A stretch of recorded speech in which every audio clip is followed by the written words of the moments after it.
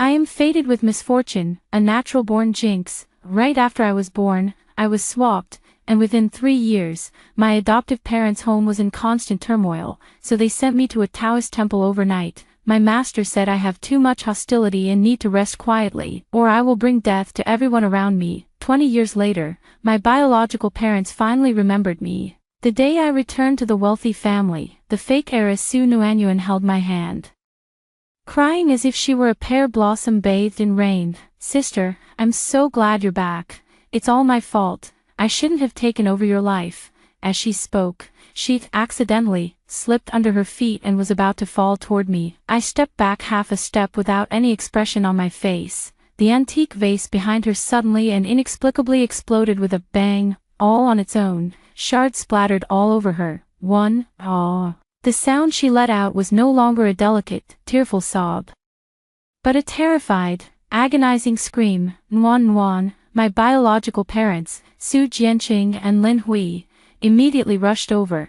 Without even glancing at me, they anxiously helped Su Nuan Nuan up and checked her wounds. "What's going on? How could this happen out of nowhere?" Lin Hui's voice was sharp and furious as she suddenly looked up, glaring at me. "Ever since you arrived, trouble follows. You're nothing but a jinx." I stood in place, watching the harmonious scene of their family of 3.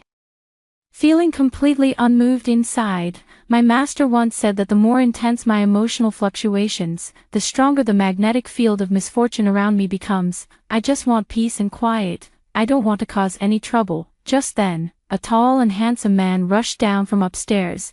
It was my elder brother, Su Mingxian. Seeing Su Nuanyuan injured, his face instantly turned ashen, and he pointed at my nose, shouting, "Get out, our family doesn't welcome a scheming, malicious woman like you." His finger was almost poking the tip of my nose. I calmly looked up, gazing at his face contorted with anger. The next second, the edge of that expensive Persian rug under his feet suddenly curled up on its own, precisely tripping his ankle.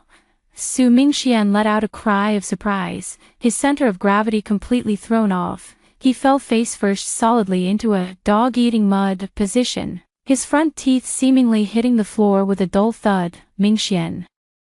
Lin Hui screamed, letting go of Su Nuanyuan as she rushed to help her son. Wearing 10-centimeter high heels, she ran too hastily, and one of the heels on the smooth marble floor mysteriously and crisply snapped with a crack. Her foot twisted, and she tumbled to the ground in an utterly awkward position. For a moment, the living room was in chaos, with cries of pain and screams rising one after another. I quietly skirted around them, found a single-seat sofa in the corner to sit down, placed my canvas bag by my feet, as if everything happening before me had nothing to do with me. Only second brother Su Mingzhi, the man who had been leaning against the second-floor railing with a scrutinizing gaze since I entered, was now standing in the distance, not approaching. He watched this series of coincidences with a look full of suspicion and inquiry, his brows tightly furrowed. Su Nuanyuan, who had been helped up by the servant, was still crying, her voice tinged with a hint of fear. "Dad, Mom, it's not sister's fault. It was all an accident. Really, it was all an accident." I felt slightly annoyed inside. I just wanted to find a place with strong energy, like this mansion, to suppress the hostility within me and live a peaceful, stable life. But why did they have to provoke me, too? The dinner atmosphere was particularly stifling, with not a single word of conversation, so quiet it made everyone uncomfortable. At the long dining table, Su Jianqing and Lin Hui had dark expressions, while my eldest brother Su Mingxuan's lips were swollen like sausages, and the look in his eyes seemed as if he wanted to devour me whole. Su Nuanyuan, wrapped in bandages, sat beside Lin Hui, occasionally casting a venomous glare in my direction. Only my second brother, Su Mingzhi, sitting across from me, watched me with keen interest. The servants brought the dishes one by one, moving carefully to avoid making any noise.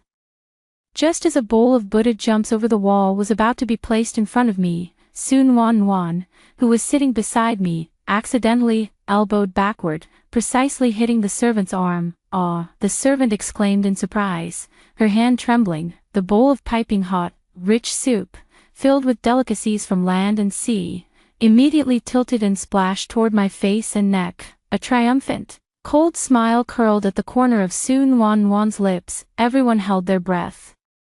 I couldn't even be bothered to dodge. I just tilted my head slightly and watched that bowl of soup. An incredible scene unfolded, the hot soup in mid-air, as if pulled by an invisible force, traced a bizarre arc, perfectly bypassed me, and then, without spilling a single drop, it all poured onto the head of my elder brother Su Mingxian, who was just about to start cursing at me. Ah! A pig slaughter-like scream echoed through the restaurant. Su Mingxian leaped up from his chair. Scalded by the hot soup that streamed down his hair, smearing his face, abalone and sea cucumber clung to his cheeks, making him look both ridiculous and pitiful. "Oh my God, get a towel, quick," Lin Hui screamed, flustered and panicked. After the brief but intense pain, Su Mingxian was consumed by overwhelming rage. He wiped the mess off his face, his eyes bloodshot and fixed on me. "You jinx, I'm going to kill you." He went crazy, roaring as he charged towards me, raising his hand. I looked at him calmly, not moving an inch, just as he rushed in front of me, with his hand about to strike. The screws securing the Swarovski crystal chandelier above his head seemed to loosen all at once, emitting a grating creaking sound, and the entire fixture began to shake violently. "Brother, watch out." Su Mingzhi, who had been silent all along, suddenly changed his expression. He sprang up from his seat, rushed over in a swift stride, and with all his might, pulled Su Mingxian aside. Boom! Almost the very next second after they moved away, the massive crystal chandelier crashed down, landing heavily right where Su Mingxian had been standing, directly in front of my dining table. The expensive dining table was shattered into pieces, with crystal fragments and food debris scattering everywhere, leaving a scene of utter chaos. The entire room fell into dead silence. Everyone was terrified out of their wits by this sudden disaster. Su Mingxuan's face was deathly pale as he stared blankly at the pile of rubble. If Su Mingzhi had been a second later, he would have been crushed. Cold sweat instantly soaked through his undershirt. "Accidents. They're all accidents." My nominal father, Su Jianqing, forced himself to appear calm as he waved his hand. Though his voice trembled, tomorrow I'll have someone come and inspect everything in the house." He didn't dare look at me, as if I were some kind of terrifying creature. I calmly wiped the corner of my mouth with a napkin, set down my chopsticks, and stood up. "I'm full." Then, I turned around and prepared to go back to the guest room arranged for me upstairs. "Stop right there." Behind me, my still shaken eldest brother, Su Mingxian, unwilling to give up, pointed at my back and roared angrily. He seemed to have forgotten that every time he harbored ill intentions toward me, he would face retribution. As soon as the words fell, he stepped on a sharp fragment of a chandelier, causing his foot to slip. He lost his balance, tumbled from the nearby chair, and his waist hit the armrest heavily. "Ouch, my waist." Su Mingxian let out a painful groan, curling up on the floor. I didn't look back. I could feel that behind me, the gaze of my second brother, Su Mingzhi, had completely shifted from suspicion and inquiry to a complex mix of fear, awe, and a hint of excitement. He watched my retreating figure, then looked at the eldest brother wailing on the floor, and his expression completely changed. "This house is really noisy." 3. I had just sat down in the smallest, most remote guest room assigned to me when there was a knock at the door. Su Nuan stood at the doorway, holding a glass of milk, looking pitiful. "Sister, I'm sorry. It's all my fault today. This room is too small. It's unfair to you. Mom and Dad love me the most, so they gave me the master bedroom, which should have been your princess room. How about you move into my room, and I'll stay in the guest room?" Her words were spoken just loud enough for our parents, who had come out of their room to check on Su Mingxian's injury, to hear. Sure enough, Lin Hui immediately rushed over, shielding Su Nuan behind her and glaring at me angrily. "Su Qing, what more do you want? Nuan is so sensible, can't you learn from her? Are you only satisfied after taking your sister's room?" Su Jianqing also said with a dark expression. "Enough, the family is already chaotic enough, can't you just behave?" My eldest brother, Su Mingxian, who had just been helped up by Su Mingzhi and the servant, limped and covered his waist, standing like a door god in front of Su Nuan's room, roaring at me. "As long as I'm here, don't even think about going in." The whole family was gathered together, united against a common enemy. I looked at them and sighed helplessly. I didn't really care where I lived originally, as long as it was quiet, but now, they're using this room as a weapon against me, then I won't hold back. I looked at Su Mingxian without saying a word, simply lifted my foot, and prepared to walk past him. How dare you? Su Mingxian roared, just about to reach out and push me, just as he raised his hand. The ornate European-style plaster molding on the door frame above his head suddenly made a sharp cracking sound, broke off entirely, and fell precisely, hitting him squarely on the head. Thud, with a dull thud, Su Mingxian's eyes rolled back, and without even a groan, he passed out. Mingxian, son, Su Jianqing and Lin Hui screamed as they rushed over. Su Jianqing frantically tried to pull out his phone to call for an ambulance, but as soon as he took it out of his pocket, the screen flickered twice, went completely black, and was rendered useless. Lin Hui tried to help Su Mingxian, who was lying on the ground, but she stepped on a piece of fallen plaster debris, lost her balance, and with a scream, ended up in a heap with her unconscious son. The entrance instantly descended into chaos. Sun Wanwan was so frightened that her face turned pale, and she kept stepping back. Her eyes filled with unprecedented fear as she looked at me. I sighed again, bypassing the chain accident scene at the door, and walked into that huge princess room that belonged to Sun Wanwan. The room was filled with a fragrant scent, decorated luxuriously and full of girlish charm. More importantly, this room was located in the best spot of the entire villa, with ample sunlight and abundant positive energy. As soon as I stepped inside, I felt the faint sense of oppression and hostility around me ease considerably. This place is perfect for me to retire. I closed the door with satisfaction, shutting out the noise from outside. At the end of the hallway, Su Mingzhi leaned against the wall. Having witnessed the entire scene, he silently gave a thumbs up in the direction of my door, then calmly took out his phone and skillfully dialed 120. Hello, is this the emergency center? The address is, for, a series of accidents has cast the Su family under an eerie silence. No one dares to speak loudly to me anymore. Su Mingxian lay on the bed, groaning with bandages wrapped around his head. Lin Hui had sprained her ankle and walked with a limp. Su Jianqing had bought a new phone but constantly felt it was overheating. Only Su Mingzhi became the odd one out in the family. The next morning, he knocked on my door, holding two pieces of paper. One was the floor plan of the villa, and the other was a printed diagram of the 8 trigrams. With a serious expression, he said to me, "Little sister, I did some research last night, and your constitution is quite metaphysical. I've already calculated it for you. Your room is in the Qian position, which is extremely auspicious. However, the kitchen is in the Li position, which belongs to fire. It's best if you don't go there today. Also, our eldest brother's room is in the Ju-Ming position. He's at risk of bloodshed today, so I've already warned him not to get out of bed." After saying this, he handed me a black card. "This is a supplementary card, no password needed.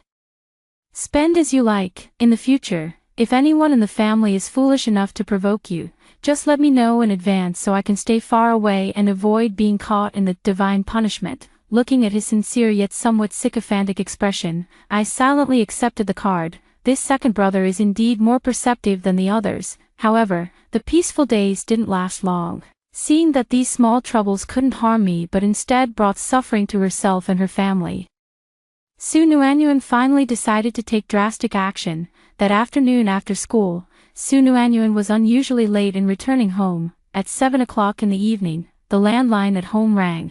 Su Jianqing answered the phone, and his face turned pale. On the other end of the phone was a processed, hoarse voice. "Your daughter, Su Nuanyuan, is in my hands. If you don't want anything to happen to her, prepare 10 million. Remember, no police. And tell that jinx who just returned to your family. This is only the beginning." The call ended. A deathly silence fell over the living room. Su Mingxian, who had just been able to get out of bed, slammed his fist on the table and roared, "It must be her. It was Su Qing. She's jealous of Nuanyuan, so she colluded with outsiders to kidnap her." Lin Hui completely broke down, rushing over to tear at me. "You poisonous woman, you viper-hearted creature, how could our Su family have given birth to a monster like you? Give me back my Nuanyuan." Su Jianqing, his face ashen, shoved me into a corner and yelled at me, "Call the police." call the police right now and have her arrested. She's the mastermind." They believed it instantly. The kidnapper's clumsy attempt to frame someone was, to them, irrefutable evidence. Su Mingzhi tried to intervene, but Su Jianqing roared at him, "Shut up, have you been bewitched by her too?" They locked me in the room, and I could hear them angrily calling the police outside, saying that there was an inside accomplice of the kidnappers at home, and it was me. I sat on the carpet in the room, unusually calm. I know. Su Nuanyuan is about to face a huge disaster, worse than any before. Because this time, she not only harbored malicious thoughts toward me but also acted on them, attempting to ruin my life. My master once said, "Karma is a cycle, and retribution never fails." She brought this upon herself, and no one can stop it. At this moment, in an abandoned warehouse on the outskirts of the city, a few thugs were surrounding Su Nuanyuan, who was tied to a chair, preparing to film a video to send to the Su family. "Little girl, don't blame us, we're just doing a job for money," the leader, a yellow-haired thug, said with a laugh as he took out his phone. Suddenly, the handbrake of their beat-up van parked outside the warehouse failed without warning. The van slowly slid down the slope, picking up speed until it crashed with a bang, precisely hitting a fire hydrant by the roadside. A column of water shot into the sky like a fountain, and the immense water pressure instantly smashed through the warehouse's thin wooden door. Icy cold tap water flooded in, drenching the thugs who were about to film the video, turning them into soaked rats. Their phones were all waterlogged and immediately rendered useless. "Damn, what's going on?" Wang Mao cursed in frustration. "Boss, the door was broken by the water, and now it's stuck by the debris outside." A subordinate panicked and shouted. They wanted to move to another place, but found that the warehouse's iron door was slammed shut by the wind, and the rusty old lock mysteriously jammed on its own. They were locked inside this leaking warehouse. A thug got anxious and wanted to climb out the window. Just as he stepped onto the windowsill, a hornet's nest the size of a basketball, hidden in an inconspicuous corner above the window, suddenly fell and hit him right on the head. The entire warehouse instantly turned into a living hell. 5 hornets swarmed out in full force, launching indiscriminate attacks on the few living people inside the warehouse. "Ah, my face, help, there are wasps." The thugs scurried around in panic, screaming incessantly, jumping up and down in the small warehouse, yet they couldn't escape the swarm of angry killers. Su Nuanyuan was tied to a chair, unable to move, terrified out of her wits. The cold water from the fire hydrant had already risen past her ankles. She watched helplessly as several wasps flew toward her, only able to let out desperate screams. Just then, the sound of police sirens came from outside the warehouse, growing louder and closer. A team of patrol officers was driving on their rounds when, as they approached this area, the right front tires suddenly blew out, forcing them to pull over to the side of the road. "Just our luck, out here in the middle of nowhere," a young officer complained. "Wait, listen. Do you hear that sound coming from the warehouse?" The senior officer leading the team, with sharp ears, pointed toward the abandoned warehouse not far away. They immediately became alert, drew their guns, and cautiously moved closer. The sounds coming from the warehouse were no longer human cries, but a chaotic mix of wailing and buzzing. The police acted decisively, kicking open the jammed wooden door and rushing inside. The scene before them left them utterly stunned. They saw several men covered in stings, fleeing in panic, while one was chased by wasps, stumbled into a leaking pit, and was floundering in the water. Su Nuanyuan, tied to a chair, though largely unstung, was soaked to the bone, shivering from the cold, her face filled with terror. The police quickly subdued the group of thugs who offered almost no resistance. Amid the chaos, the blonde thug's phone fell out of his pocket and onto the ground. The phone, which had already been water damaged and had a black screen, miraculously lit up at that moment, and a recording automatically began playing on the screen. Su Nuanyuan's and the blonde thug's voices could be clearly heard from it. "Once it's done, my parents will definitely kick her out, and then I'll give you the remaining payment in full, Miss Su. Rest assured, we handle things cleanly and efficiently." The recording wasn't long, but it was enough to explain everything. The thugs completely broke down. The one with dyed yellow hair knelt on the ground, clutching the police officer's leg and sobbing uncontrollably. "Officer, arrest us, please arrest us now." This place is haunted. We confess to everything. It was her. It was Su Nuanyuan who made us do it. We just wanted money. We didn't expect to get struck by lightning. They thought the hornet's nest was a coincidence. The fire hydrant was a coincidence. But the phone playing the recording by itself was beyond their comprehension. Completely shattering their psychological defenses, half an hour later, the police returned to the Su family villa with the bruised and battered thugs, and the disheartened, ashen-faced Su Nuan. In the living room, Su Jianqing, Lin Hui, and Su Mingxian were anxiously waiting for news of the police arresting me. When they saw Su Nuan being escorted in by the police, they were all stunned. What is going on? Su Jianqing asked in astonishment, the leading police officer. With a stern expression, played the recording of the miraculous recovery, in front of everyone and presented the details of the case. The expressions of the three members of the Su family shifted like a palette, from anger to shock, then to disbelief, and finally to overwhelming shame and embarrassment. They wanted to ruin my reputation, but in the end, it was their own beloved daughter who orchestrated a kidnapping plot just to frame me. At that moment, the lock on my room was opened. Su Mingzhi stood at the door, gave me a done gesture, and lowered his voice to say, "Sis, sorry you had to go through that. I told them all along it wasn't you, but they didn't believe me." I let out a faint in response, walked past him, and descended the stairs step by step. I stopped in front of Su Nuan, who was kneeling on the ground trembling all over, and looked at her with eyes devoid of any warmth. She had finally driven herself into a dead end. 6. After the truth came to light, the Su family fell into an unprecedented state of tension. Su Nuanyuan was taken away by the police for making a false report and defamation. Although the Su family used their connections to help her avoid punishment, she was still ordered to stay at home for self-reflection. She locked herself in her room, too afraid to come out. As for Su Jianqing, Lin Hui, and Su Mingxian, the way they looked at me had completely changed. It was no longer the previous contempt and disgust, but a complex mix of fear, awkwardness, and reverence. They didn't dare to speak loudly to me, and they even avoided making eye contact. No one dared to pick on me at the dinner table anymore. My second brother, Su Mingzhi, naturally became my exclusive butler and spokesperson. Every day, he would hold an almanac and mysteriously tell me, "Little sister, today is not a good day for breaking ground. Stay away from the backyard.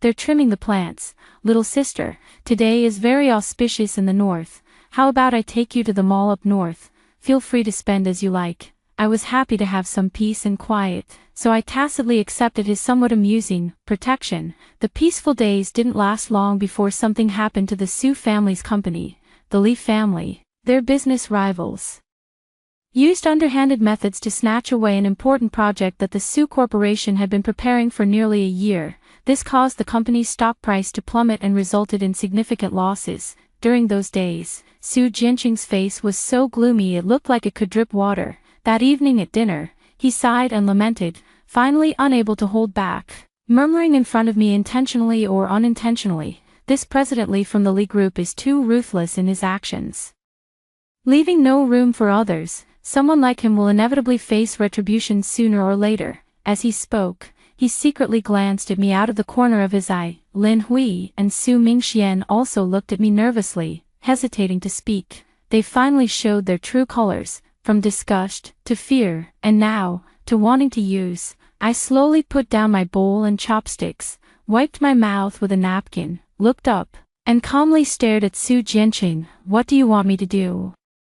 One sentence shattered all that. Su Jianqing was taken aback, then awkwardly rubbed his hands together, forcing an ingratiating smile on his face. "Qingqing, that's not what Dad meant. I just think that Manager Li has terrible character. He's done all sorts of bad things. If he could suffer some retribution, it would be like eliminating a scourge for the people." "Fine." I cut him off. The three members of the Su family all brightened up at the same time.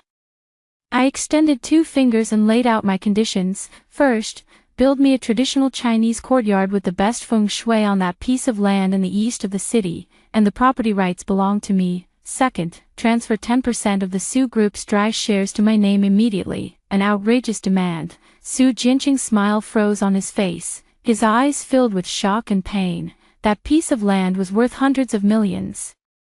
And the 10% equity in the group was an astronomical price, but as he looked into my calm, unfathomable eyes that seemed to see through everything, he remembered the shattered chandelier at home, his son's head injury and sprained waist, and that bizarre kidnapping case. A chill that went straight to the bone made him dare not refuse. He gritted his teeth and finally made a resolute decision. Fine, I agree.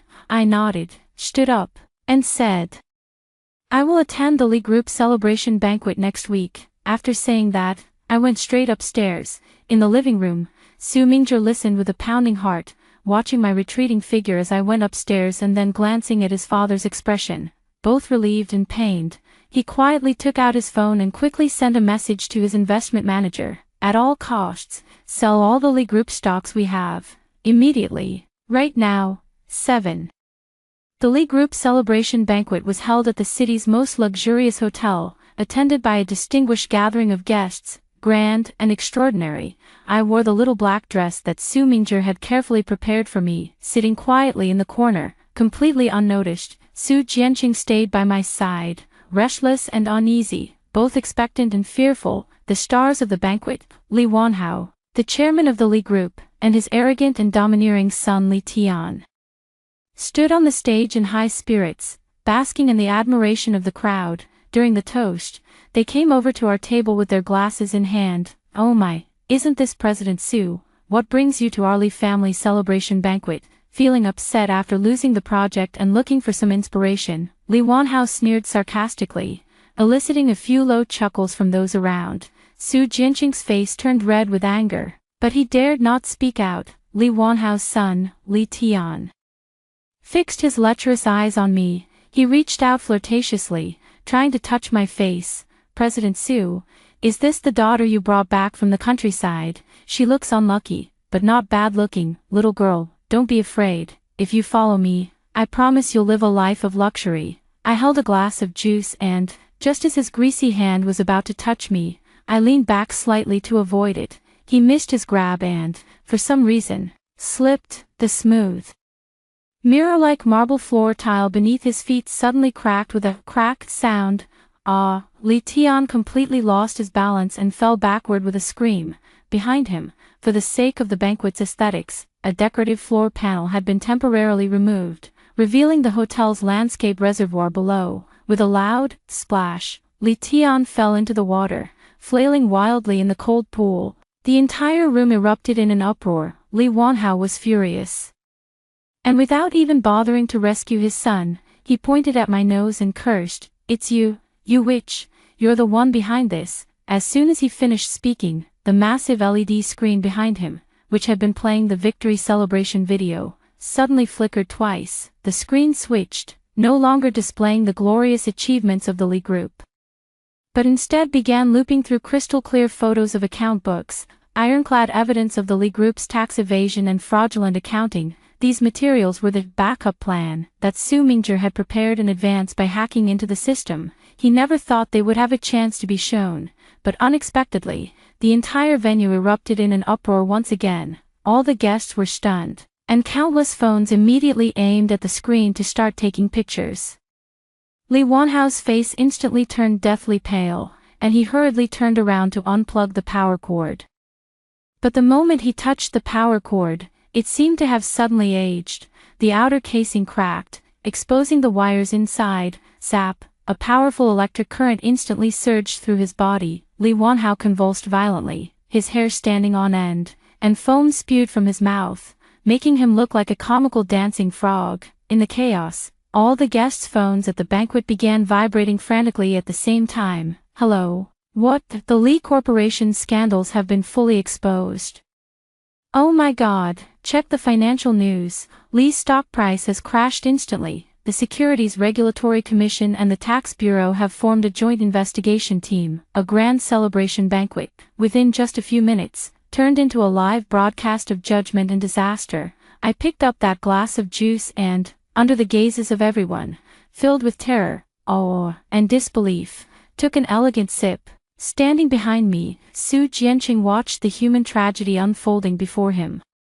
Comparable to a Hollywood disaster film, his legs trembling uncontrollably, yet, His eyes were brimming with irrepressible ecstasy and excitement. He knew that the Su family was about to turn things around, and all of this was because of me. 8. The Leaf family has fallen. Overnight, they plummeted from the clouds into the mud. The Su family took advantage of the situation to absorb the markets and projects left behind after the Leaf family's collapse. Not only did they recover their previous losses, but their status and assets soared, making them the true top-tier elite of the city. My Chinese-style courtyard has begun construction, and the company's shares have also been successfully transferred to my name. My family's attitude towards me can no longer be described as awe. It's a kind of humility and caution that borders on worshipping a deity. Su Nuanyuan's last hope was shattered. She was unwilling to give up, as she still had her final reliance, her wealthy fiancé, Zhang Yang. The Zhang family was a true giant, even stronger than the Su family at its peak. Su Nuanyuan tearfully turned to Zhang Yang for help, embellishing the story and portraying me as a witch who practiced sorcery. Zhang Yang, young and full of vigor, didn't believe in any of these superstitions about gods and ghosts at all. He thought it was all just a coincidence, that I had used some underhanded tricks to stand up for his fiancée. He brought a group of bodyguards dressed in black, drove several top-tier sports cars, and stormed into the Su family villa with an aggressive demeanor. "Get Su Qing out here now." Zhang Yang kicked open the slightly ajar door and stood arrogantly in the middle of the living room. Su Jianqing, Lin Hui, and Su Mingxian were so frightened their faces turned pale. They might not fear the Li family, but they absolutely dared not offend Zhang Yang. "Young Master Zhang, young Master Zhang, let's talk this out, it's all a misunderstanding." Su Jianqing greeted him with a bow and a scrape. "Get lost." Zhang Yang pushed him aside, his contemptuous gaze falling on me. "I don't care what underhanded methods you used. Now, immediately, get on your knees and apologize to Nuanyuan, then get the hell out of the Su family, otherwise, I'll have your whole family begging on the streets by tomorrow." Su Mingzhi stepped in front of me and said in a deep voice, "Young Master Zhang, always leave room for maneuver. For we are bound to meet again, my sister."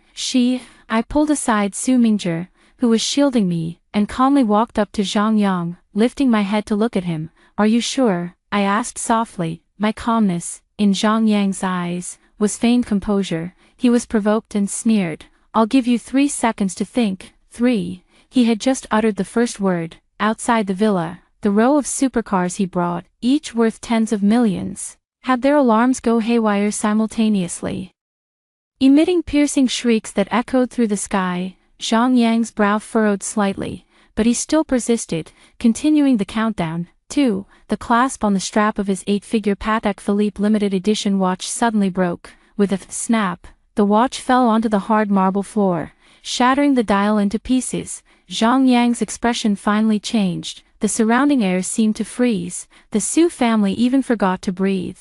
I looked at him with a gaze as cold as frost. He still refused to believe it. 9. Playing tricks. The repeated coincidences completely enraged Zhang Yang and also stirred a trace of fear in his heart. He wanted to use more extreme methods to cover up that fear. "I order you to kneel." 1. He roared, raised his hand, and slapped me hard across the face. He intended to use the most direct violence to shatter that mysterious and eerie aura surrounding me. The Su family gasped in shock. My face still showed no expression, just as his hand, adorned with an expensive ring, was about to strike my face. Boom! A clap of thunder exploded in the cloudless sky. The sound was so loud that it made all the windows in the villa buzz and vibrate. Everyone was startled by this thunderclap out of the blue. Zhang Yang's hand froze in mid-air. His phone was vibrating wildly in his pocket. An urgent incoming call. With trembling hands, he answered the phone, only to hear his father's desperate, tearful roar. "It's over, Yang. It's all over." The 300-year-old golden Nanma tree behind our ancestral home was just struck by lightning. A bolt came down from the sky and split the entire tree in half. "It's all over." That tree was the feng shui dragon vane planted by a master invited by the Zhang family, symbolizing their clan's century of fortune. When the tree falls, the family falls apart. This phone call drained all the strength from Zhang Yang's body. However, this was only the beginning. As soon as he hung up his phone, a headline from a financial news alert popped up. with a shocking title. Shocking, the Zhang Group suspected of massive cross-border money laundering, core accounting evidence submitted anonymously to Interpol. At the same time, the phones of the aggressive bodyguards brought by Zhang Yang began ringing one after another. Hello, honey, what are you saying? You ran off with someone. Mom, why are you in the hospital? What? You lost all your savings in the stock market. What? My son isn't biologically mine. Complete chaos ensued. The bodyguards, who had been arrogant just moments before, were now thrown into complete disarray, no longer paying any attention to their boss. Zhang Yang stared at the news on his phone, listening to the thunder and the cries of his subordinates. He felt as if the world were spinning around him. Everything he took pride in, his family background, wealth, and power, crumbled to dust in that instant. Thump! Zhang Yang's legs gave way, and he knelt stiffly before me, his face ashen. I looked down, gazing at this man who had been so arrogant just moments before, and softly said, "Now, who needs to apologize?" Sun Wan, standing at the staircase, witnessed this miraculous scene with her own eyes. Her last pillar of support had knelt before me in the most tragic and unbelievable way. Her spirit completely shattered. She let out a scream, her eyes rolled back, and she fainted. In the living room, Su Jianqing, Lin Hui, and Su Mingxian looked at Zhang Yang kneeling on the ground, then at me, their eyes filled with nothing but the purest, most primitive fear and awe. It was like watching a god walking among mortals. 10.